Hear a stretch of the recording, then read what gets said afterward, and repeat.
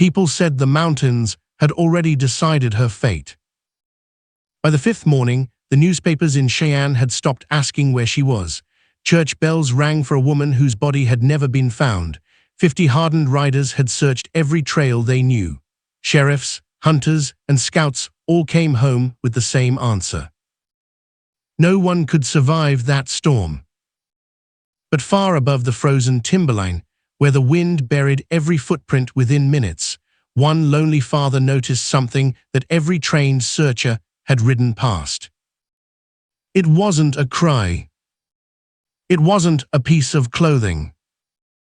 It was a single flash of brass beneath fresh snow. That tiny glimmer changed 3 lives forever. The winter of 1890 arrived early across the Medicine Bow Mountains of Wyoming. Cold settled over the land like a living thing. Rivers slowed beneath thick sheets of ice, pine branches bent beneath heavy snow, and the narrow mountain roads disappeared under white drifts that swallowed wagons whole. Most folks stayed close to town whenever dark clouds gathered. The mountains never offered second chances. In Cheyenne, however, people still believed money could solve almost anything. Nathaniel Harwood had spent 30 years building the largest private bank in the territory.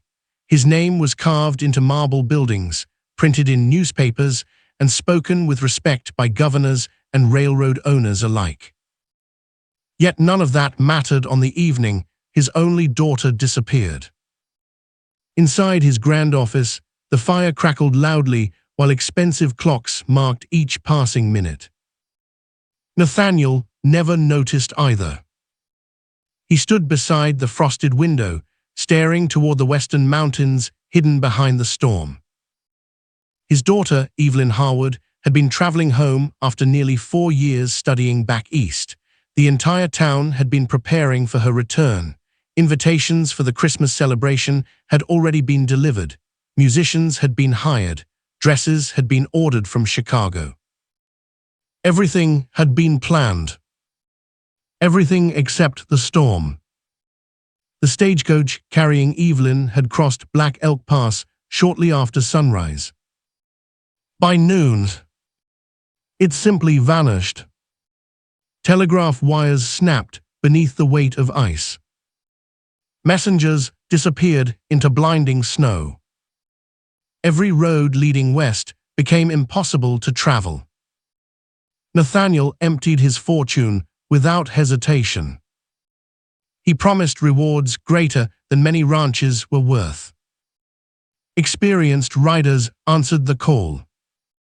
Former cavalry scouts, mountain guides, hunters who had tracked wolves through winter storms. One after another, they disappeared into the white wilderness. One after another, they returned empty-handed. Each man's face looked older than when he had left. Their horses trembled with exhaustion. Ice covered their coats. One elderly tracker finally removed his hat before speaking. "I'm sorry, Mr. Harwood." Nathaniel looked at him without blinking. "We found the broken trail." He paused. "We found where the coach left the road." Another long silence filled the room. "But we found no survivors." Nathaniel refused to accept it.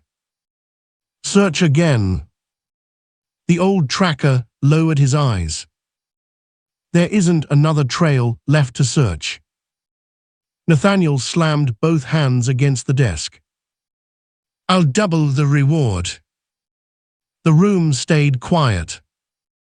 Money no longer mattered. The mountain had become stronger than every promise he could make. The following morning, newspapers printed heartbreaking headlines. Banker's daughter believed lost in mountain storm. The town mourned. People whispered prayers in church pews. Candles burned in windows. Some had never even met Evelyn, yet everyone spoke kindly of the quiet young woman who always smiled at strangers. Far away from those polished streets, another life continued much as it always had. Nearly 60 miles higher into the mountains stood a weathered log cabin tucked beneath towering pines. Its roof carried more snow than wood. Smoke drifted gently from a crooked chimney. Inside lived Owen Mercer and his 8-year-old son, Luke. 3 winters earlier, a fever had taken Owen's wife. Since then, father and son had faced every season together. Their cabin held little. A rough wooden table. 2 beds. 1 iron stove. Shelves filled with jars of dried berries, smoked venison, and mountain herbs. Yet warmth lived there in ways money could never purchase. Luke sat near the stove, carving tiny animals from scraps of pine. He looked up as his father tightened worn leather boots. Checking the trap line. Owen nodded. If the snow gets deeper, we may not reach it tomorrow. Luke smiled. I'll keep supper warm. Owen brushed loose hair away from the boy's forehead. You always do. The child tried to sound brave. You'll be back before dark. Owen glanced through the window. Grey clouds still clung to distant peaks. I hope so. Hope was sometimes all mountain people owned. Before leaving, Owen walked next door to the tiny cabin where old Mrs. Gentry lived alone. The elderly widow had become family after Owen lost his wife. She greeted Luke with a warm blanket and fresh biscuits. I'll keep him busy, she promised. Owen thanked her quietly before stepping into the cold. The mountain greeted him with complete silence. Fresh snow reached almost to his knees. Every breath floated away like pale smoke. His snowshoes creaked softly across untouched drifts while tall pines swayed overhead. He had walked these trails since childhood. The land spoke to him. Broken branches, animal tracks, changing wind. Every small detail meant something. Near midday, he noticed an unusual mark across the snow. Not animal, not natural. Leather. Half buried beneath ice lay a torn carriage strap. Owen crouched beside it. The leather remained stiff with fresh frost. He followed its direction. Another 20 yards ahead rested a cracked wooden spoke. Then came something stranger. A polished brass latch reflected a narrow beam of winter sunlight. It was almost invisible beneath the snow. Most riders would never have noticed. Owen slowly lifted it into his hand. Stagecoach hardware. His heartbeat slowed instead of quickening. Panic never helped a man survive mountains. Observation did. He stood perfectly still. The wind carried no birds. No moving branches. Only silence. Then he noticed the slope. Fresh snow covered something much larger beneath it. He climbed carefully toward the ridge. Every step tested the ground before carrying his full weight. One mistake could send him sliding into the ravine below. Minutes later, the earth suddenly disappeared beneath his boots. He looked down. Far below rested the shattered remains of a stagecoach. Dark wood protruded through snow like broken bones. One wheel leaned against a pine tree.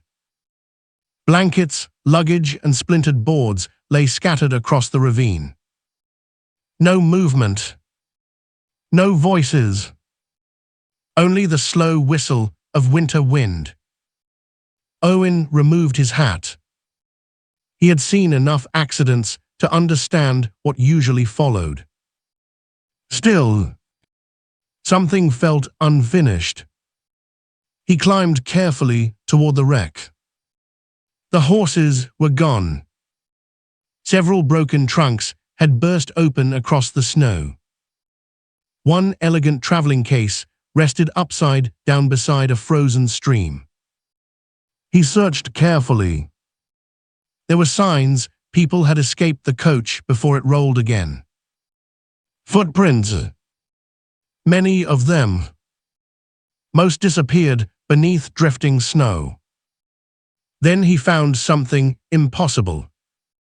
A tiny cup made from polished tin. Inside remained a thin layer of frozen ice. Someone had melted snow recently. Not days ago. Recently. His eyes scanned the cliff above. A narrow crack separated two enormous granite walls. Wind hardly reached inside it. Someone who understood survival might choose that place. Owen climbed toward it. His hands gripped frozen stone while snow slipped beneath his boots. As he reached the opening, he stopped breathing. Someone was there. Wrapped beneath torn canvas and pieces of coach upholstery lay a young woman. Her expensive traveling coat had been ripped apart to create extra layers around herself. Broken branches formed a crude windbreak. An empty food pouch rested beside her. She hadn't waited for rescue. She had fought for every hour she stayed alive.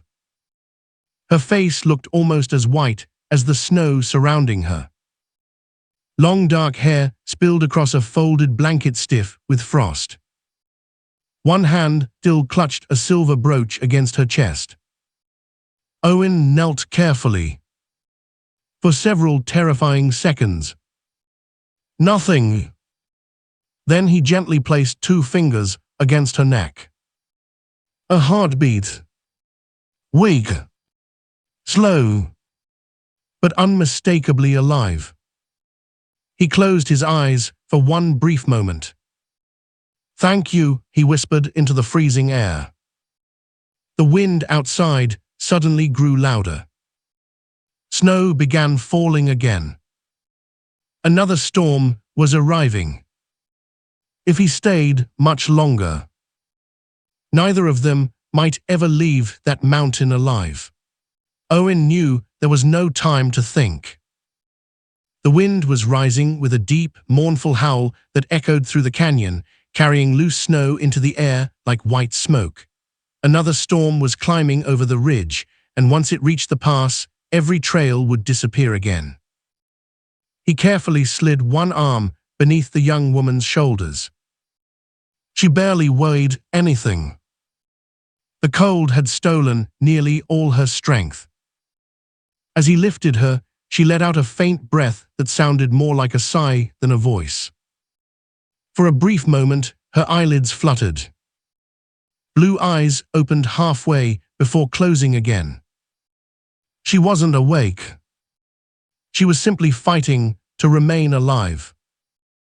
Owen wrapped his heavy buffalo coat around her before beginning the slow climb toward a small shelter hidden among the rocks. Very few people knew it existed. Years earlier, he had stored firewood there for emergencies during trapping season. That forgotten shelter might now save 2 lives. Snow began falling harder before he reached it. Each step demanded every ounce of strength he possessed. His boots slipped against frozen stone. The wind pushed him sideways more than once. Still, he never loosened his grip. He had carried his wife through this same mountain years before, when sickness had left her too weak to walk. That memory returned with painful clarity. He remembered believing he could somehow outrun fate. He hadn't. This time he refused to lose another life. Finally, the narrow opening appeared between two great boulders.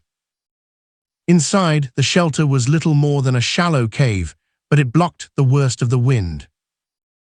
Owen laid the young woman gently on a bed of old pine boughs.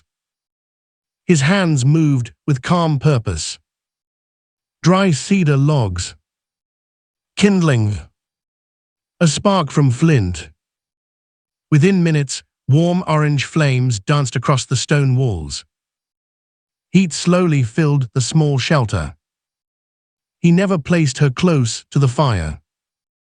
Mountain people, new frozen bodies, had to warm slowly. Too much heat too quickly could be dangerous. He removed her soaked gloves and wrapped her hands inside dry wool cloth. Then he heated smooth river stones near the fire before placing them beside her blankets.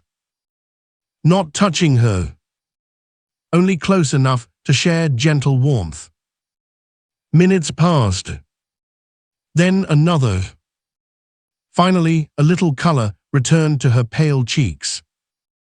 Owen mixed dried venison with herbs and melted snow into a thin broth.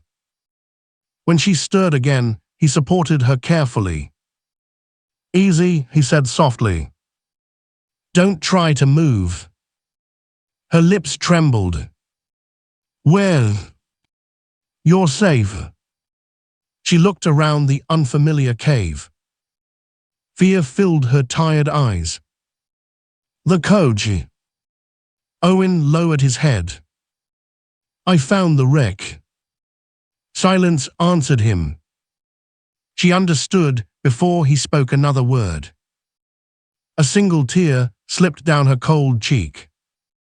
"My name is Evelyn," she whispered. "Owen Mercer."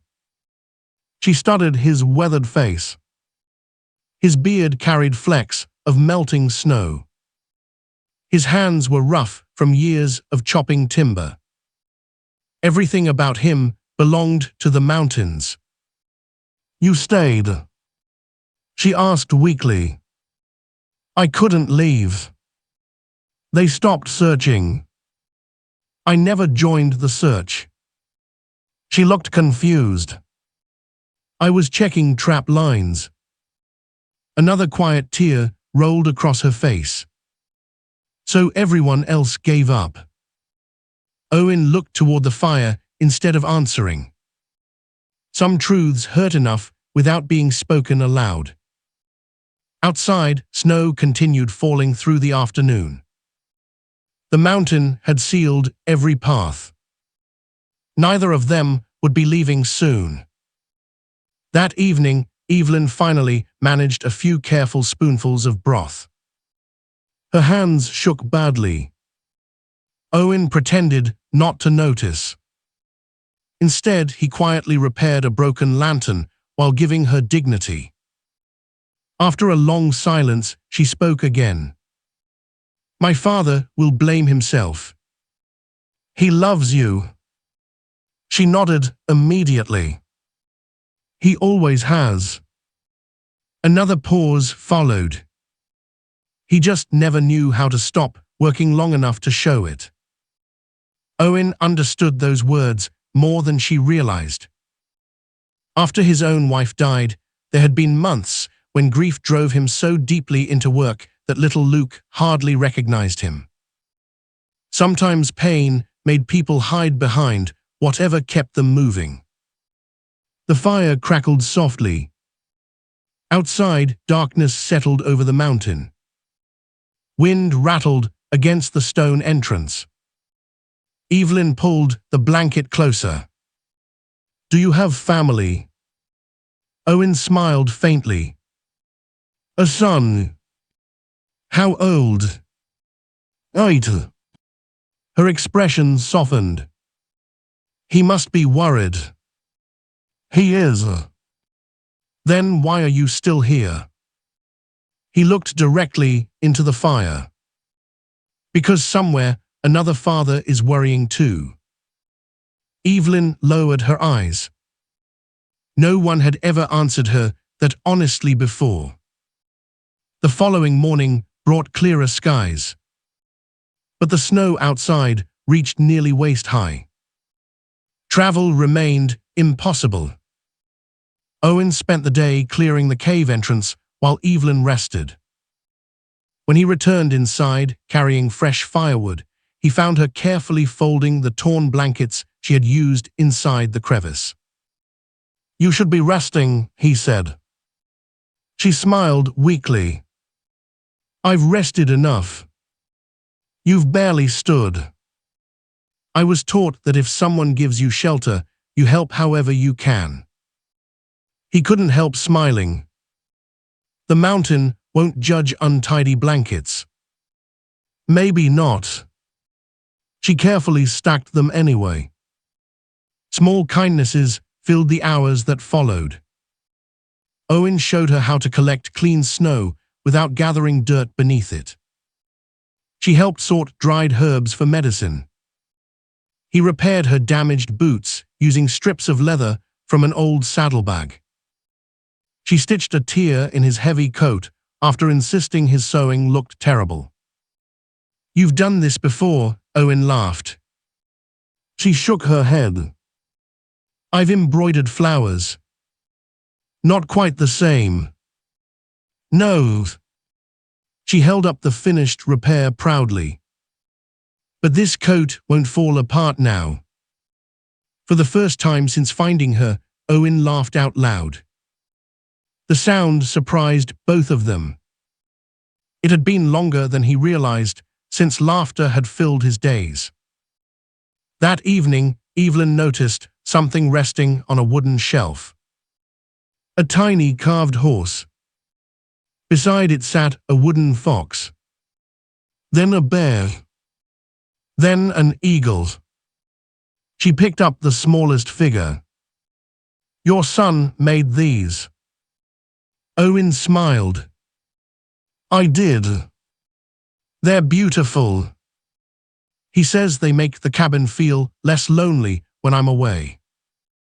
She carefully returned each carving to its place. "My mother collected little porcelain birds. What happened to them? They're probably still sitting in glass cabinets." She looked around the humble shelter. "I think your wooden animals carry more love than those shelves ever did." Neither spoke after that. The fire filled the silence. Sometimes silence said enough.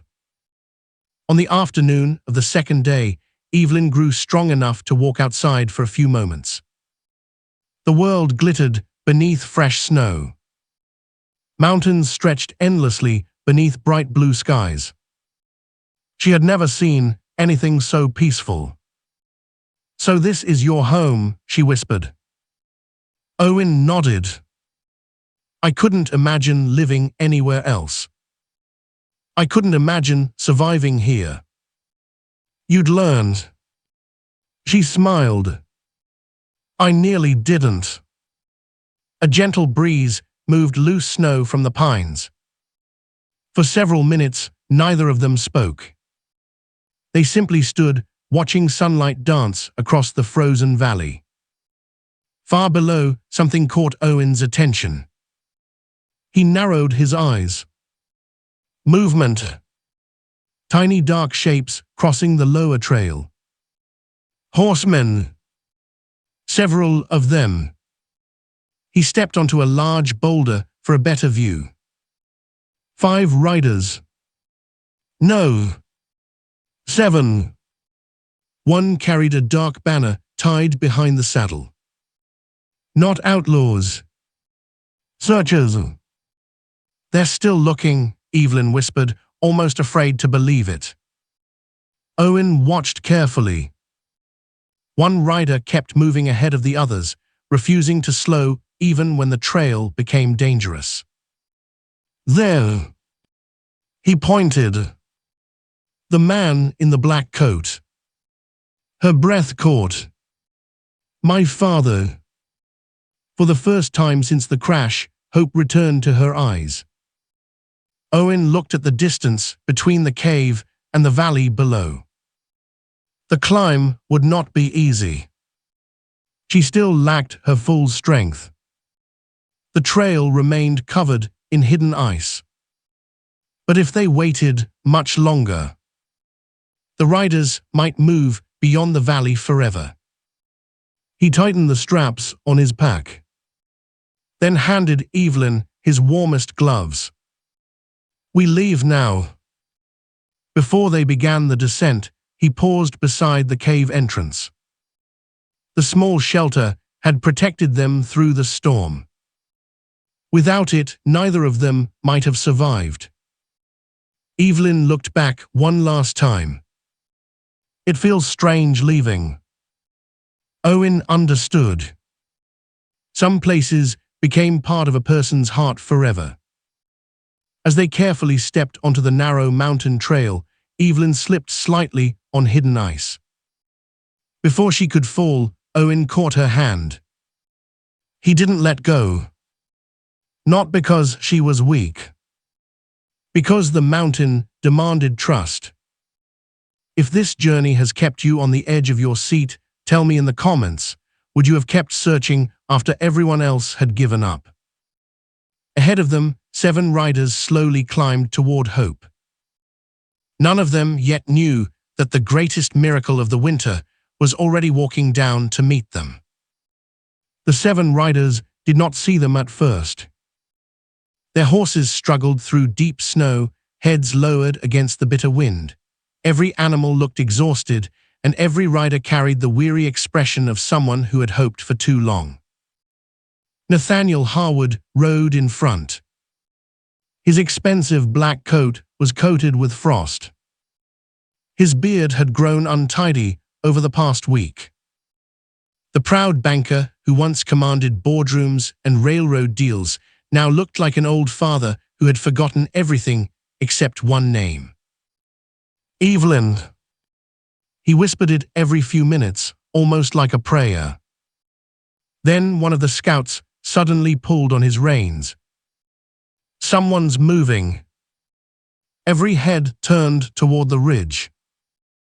2 figures slowly emerged through drifting snow. One was tall, broad-shouldered, and dressed in worn buckskin. The other leaned slightly as she walked, wrapped in a heavy buffalo coat far too large for her. For one long heartbeat, nobody spoke. Nathaniel stared without breathing. The smaller figure lifted one trembling hand. "Father." The word barely carried across the valley. It didn't need to. Nathaniel threw himself from his horse before it had fully stopped. He stumbled through the snow, falling to one knee before scrambling back up again. "Evelyn." She tried to hurry toward him, but her legs gave way. Before she could fall, Owen caught her arm. A second later, Nathaniel reached them. He pulled his daughter into his arms so tightly that neither of them could speak. For several moments, the mountains heard nothing except quiet sobs. The hardened scouts respectfully looked away. Even the horses stood unusually still.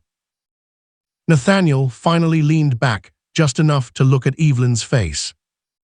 His gloved hands gently brushed frozen strands of hair away from her forehead. "I thought..." His voice broke. "I thought I'd lost you." She smiled through tears. "I almost believed that too." He held her again. No grand speech. No polished words.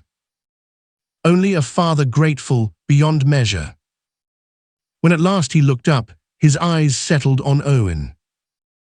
The mountain man stood a few steps away, quietly adjusting the straps on his pack as though nothing extraordinary had happened.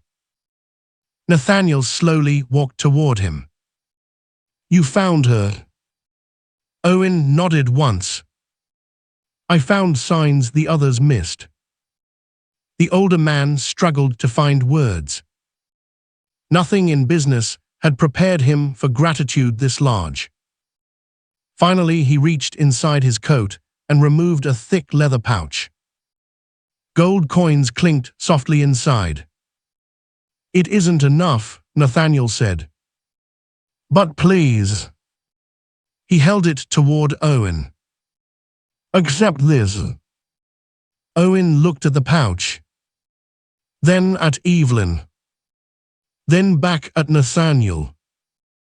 He gently pushed the man's hand away. "I don't want it."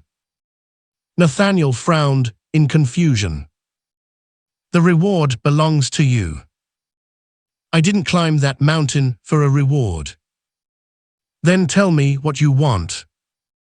Owen answered quietly. "Nothing." Silence settled over the clearing. Several riders exchanged puzzled glances. One whispered under his breath, "He turned down the money." Another simply shook his head. Nathaniel had spent his life believing every problem had a price. Yet this man stood before him, asking for nothing at all. Before the uncomfortable silence could grow, Evelyn stepped forward.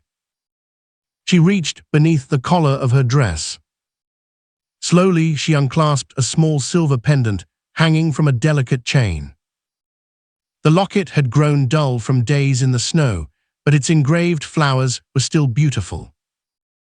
She placed it carefully into Owen's rough hand.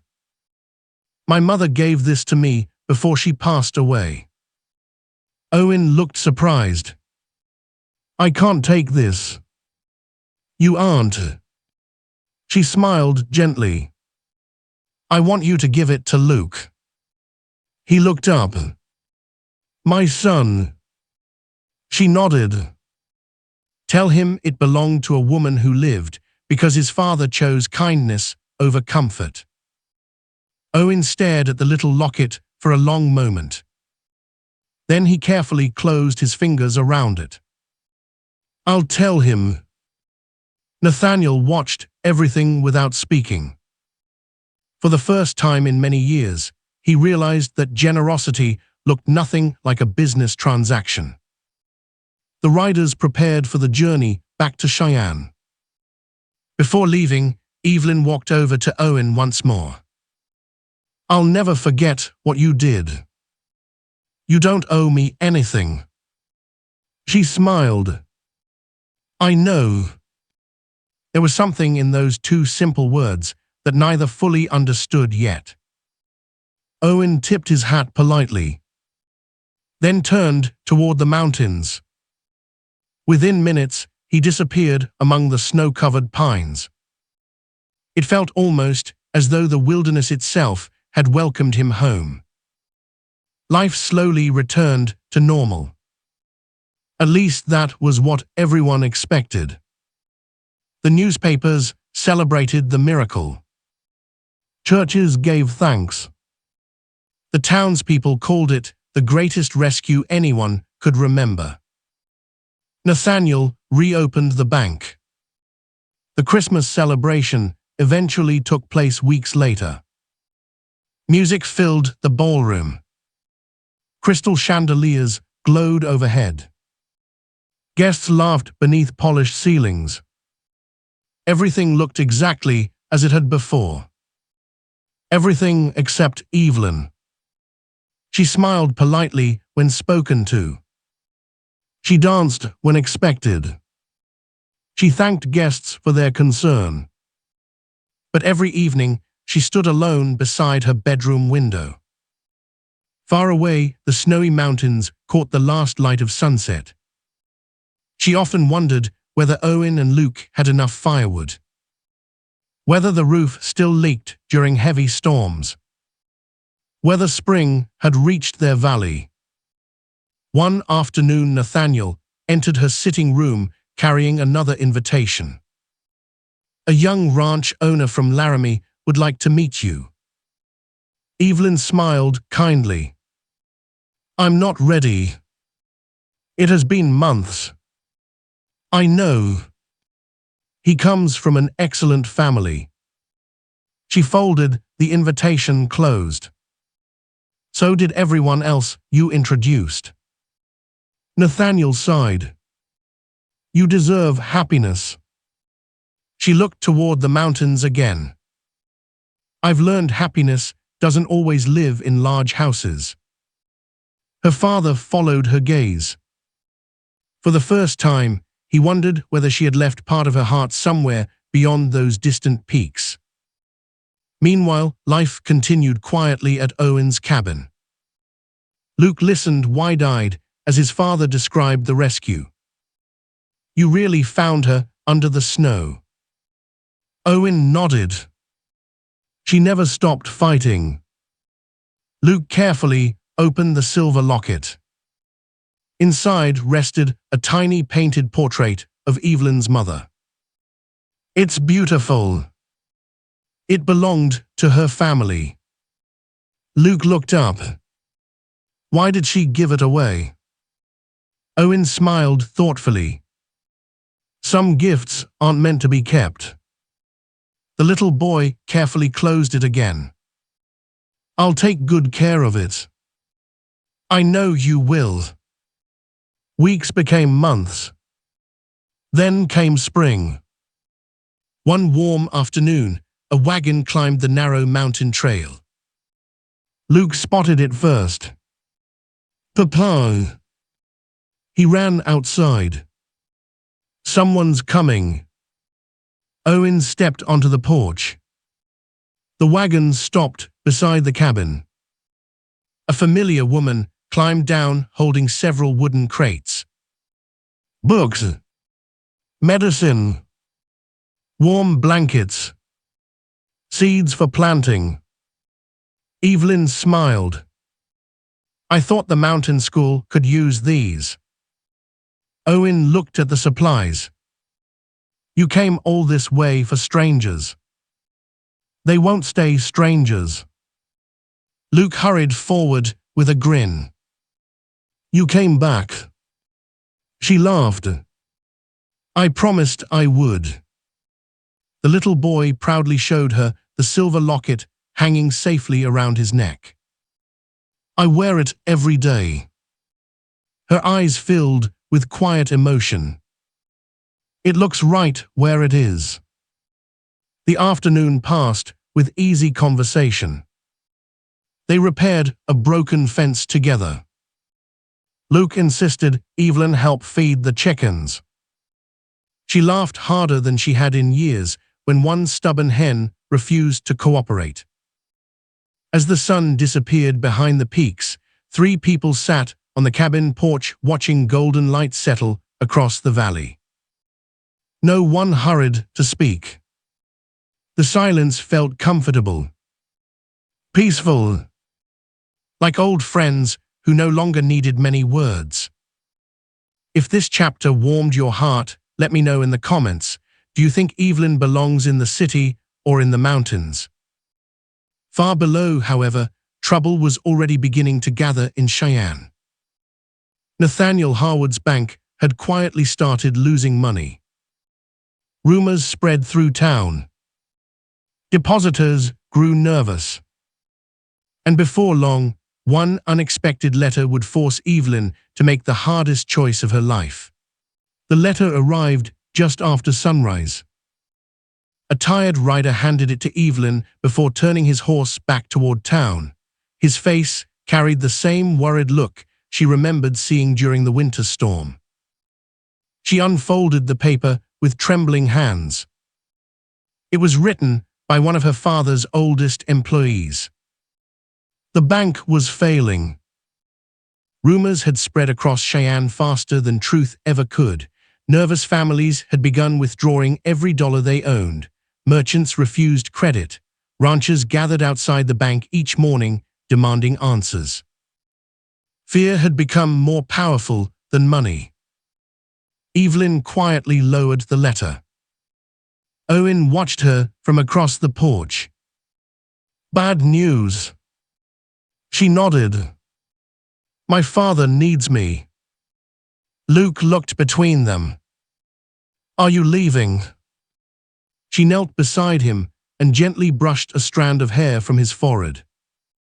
I have to help him. The little boy tried to smile. You'll come back. She wanted to answer immediately. Instead, she looked toward Owen. He stood silently beside the porch railing. He loved her enough not to ask her to stay. That hurt more than any goodbye. "You should go," he finally said. She searched his eyes. "What if I don't come back?" Owen gave a small, sad smile. "Then I'll be grateful you came at all." Those words stayed with her the entire journey to Cheyenne. The city looked different now. The same streets bustled with people, but fear had replaced celebration. Long lines stretched outside Harwood Bank. Mothers clutched frightened children. Shopkeepers argued. Farmers demanded their savings. Nathaniel stood inside the bank, looking 20 years older than when Evelyn had last seen him there. His shoulders drooped beneath the weight of failure. When he saw his daughter, relief filled his tired face. "I never wanted you to see this." She embraced him. "We'll face it together." For weeks they worked from dawn until late into the night. Nathaniel opened every ledger. He admitted mistakes he had spent years refusing to acknowledge. He sold expensive properties, auctioned luxury carriages, closed unnecessary investments. Instead of protecting his pride, he chose honesty. Word slowly spread through town. The wealthy banker was paying ordinary people first. Widows received their savings. Small ranchers recovered enough to survive the winter. Shopkeepers reopened their stores. One elderly rancher removed his hat before leaving the bank. "I thought rich men only protected themselves." Nathaniel looked at the worn hands of the old cowboy. "I believed that once too." The crisis slowly eased. Not because Nathaniel had become wealthy again. Because people had finally begun trusting him. Months later, spring returned to the mountains. Yet despite the city's recovery, Evelyn never felt at home. Every elegant dinner reminded her of quiet evenings beside Owen's fire. Every polished ballroom reminded her of simple laughter on the cabin porch. One evening, Nathaniel found her once again standing beside the window. Looking west. Always west. He smiled gently. "I've been watching you." She laughed softly. "I know. I finally understand." She turned. "What do you understand?" "I kept trying to build your future." He paused. "I forgot to ask where your heart already lived." Neither spoke for a moment. Nathaniel walked to his desk. From a drawer, he removed a folded deed. "I've donated the mountain school to the community." Evelyn looked at him in surprise. "It belongs to the families there now." She smiled through gathering tears. "And I think someone is still waiting for you." The wagon climbed the familiar trail 3 days later. Luke spotted it from the creek. He dropped the fishing pole and ran toward the cabin. "Papa!" Owen stepped outside, carrying an armful of split firewood. "What is it?" Luke pointed excitedly. "The lady." Owen looked toward the road. The wagon slowly rolled into the clearing. Evelyn climbed down. She carried only one suitcase. No servants. No guards. No fancy trunks. Only a smile. For several seconds, neither of them moved. Then Owen quietly walked forward. I wasn't sure. She finished the sentence for him. Whether I'd come back. He nodded. I wasn't. She stepped closer. You told me once that no one should face the darkness alone. I remember. I've spent enough years living in beautiful houses that never truly felt like home. She looked around the valley. I think I finally found mine. Owen searched her face. You've thought this through. For months. You'll miss the city. I'll visit. The winters here are hard. I know. The work is harder. She smiled. So teach me. Before Owen could answer, Luke slipped between them. He took Owen's hand. Then Evelyn's. With the innocent certainty only children possess, he joined their hands together. I think Mama would have liked her. Silence filled the clearing. Owen looked toward the mountains. His late wife's memory had walked beside him for years. Not as a chain. As a blessing. He knew Martha would never have wanted loneliness to become the rest of his story. Slowly, he wrapped his free hand around Evelyn's. I think she would too. Tears filled Evelyn's eyes. Not from sadness. From peace. That autumn, the little cabin became larger. Neighbors gathered with wagons full of timber. Nobody asked for payment. Mountain families believed kindness should always be returned. A new room was built. Then another. The school welcomed more children each season. Evelyn taught reading and writing beneath open windows overlooking the valley. Owen taught tracking, woodcraft, and respect for the mountains. Luke grew into a strong, thoughtful young man who loved books as much as forests. Nathaniel visited every Christmas. The first time he arrived, he carried no expensive gifts. Only a basket of fresh bread he had baked himself. Luke laughed. I didn't know bankers baked. Nathaniel smiled. I didn't either. The old man spent more time splitting firewood than discussing business. He learned how to mend fences, how to fish quietly, how to enjoy long conversations that had nothing to do with money. One evening, while watching the family laugh around the fireplace, Nathaniel quietly whispered to Owen, You saved more than my daughter's life. Owen looked at him. You saved mine too. Owen simply smiled. Sometimes forgiveness needed no speeches. Only time.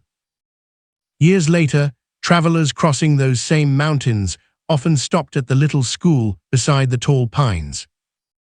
They heard stories about the terrible winter when everyone believed hope had disappeared beneath the snow.